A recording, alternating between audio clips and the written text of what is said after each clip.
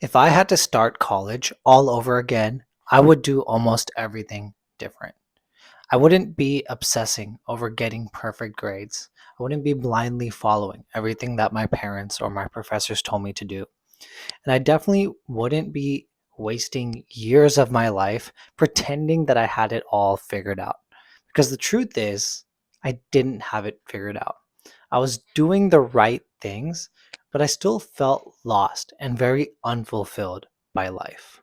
College is supposed to be the best years of your life. It's a chance to figure out who you are and what you want from life. But for me, at least in the beginning, it didn't really feel like that. My name is Rahul, and I graduated 3 years ago. Now I'm a PhD student, and in this video, I want to share with you what I would do differently if I could go back and do college all over again. The first thing that I do differently is to build your own life, not the life that your parents want for you. When I first started out in college, I pretty much blindly followed what my parents wanted for me. Coming from an Indian family, the safe and respected thing to do was to be a pre medical student to try to go become a doctor. And I recognized how much my parents sacrificed for me, and I kind of wanted to pay them back by going for a career that they wanted for me.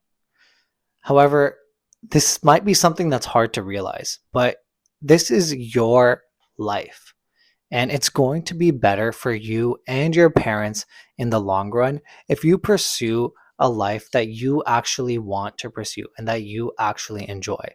In the short term, sure, your parents might be able to brag to their neighbors or to their friends about how their son or daughter became a doctor. And sure, that's nice, but the price that you pay in the long run is the resentment that you build towards your parents for choosing a career that you hate just to appease them. I mean, our parents are coming from a place of love, but it's important to understand that our parents' definition of success is so much different than the definition of success now. After all, we grew up in different generations.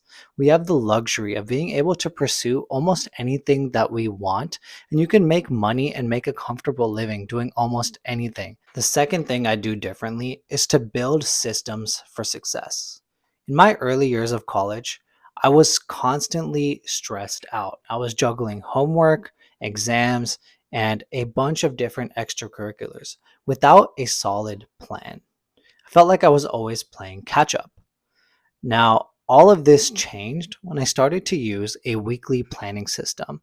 Once I started to use tools like Google Calendar and Notion to organize my time and organize my life, I was able to take back control of my time and actually reduce my stress levels and just enjoy my life a lot more. I also had a lot of bad habits in college. I used to eat a lot of junk food. It was so bad that we actually had these to-go boxes in the cafeteria in my dormitory. And I used to, every time I went to a meal, I used to fill them up with cookies and fries. I'd bring it back up to my room and I would eat them like a degenerate. It was so bad. I used to eat so much junk food. I used to play lots of video games. I was hopelessly addicted to this game called League of Legends. And I watched so much anime. I watched the entire show One Piece. And if you know anything about that show, it's incredibly long and some would call it quite impressive that I was able to finish the whole thing. Now, I wasted so much time on junk food, video games, and anime, and I don't have anything to show for it besides a little bit of extra belly fat, some pixels on a screen, and some random anime knowledge. But what I don't want to tell you to completely cut these things out of your life because I did enjoy some of those moments. Now, we can do this in a healthy way and experience these things in moderation. That's the key. And one way that I like to experience things like video games and anime in moderation is to never do them alone. So, for example, if I want to play video games, I'll play video games if I'm playing them with my friends, but I no longer play video games by myself, just grinding out the next level of some game. And the reason for that is because looking back at my college experience, I often look back fondly at the times that I spent hanging out with my friends, even if we were doing something super degenerate. But I always regret the time that I spent alone playing video games or watching anime. The third thing I do differently in college is to explore new things.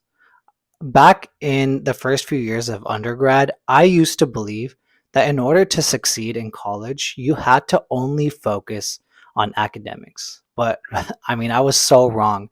Turns out that I figured this out during my fourth year of college, but exploring different interests actually really enriched my college experience.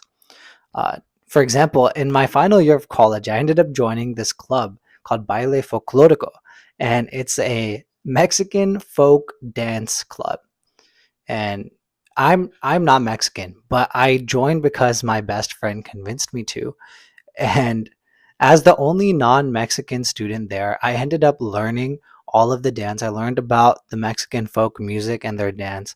And I ended up even performing in the recital. And it was some of the most fun I've had in college. I made so many good friends through the club. And honestly, it makes a great story to tell as well. And what this experience reminds me of is a study that was done by David Epstein.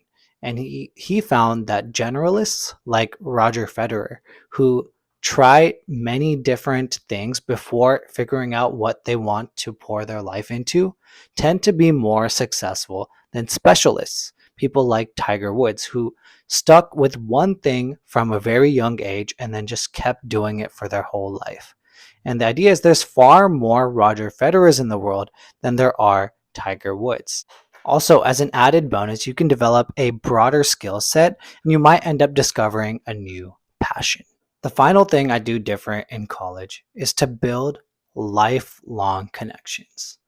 Back in high school, I was quite unpopular. I mean, I was a band kid. I didn't have many close friends, and I went into college with this dream of making this super close, tight-knit friend group that would end up sticking together for life.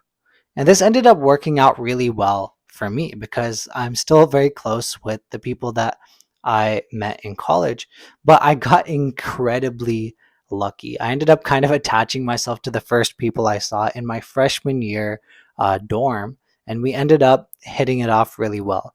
However, this might not be the case for everyone, so I'd really be cautious and avoid spending time with people who drain your energy.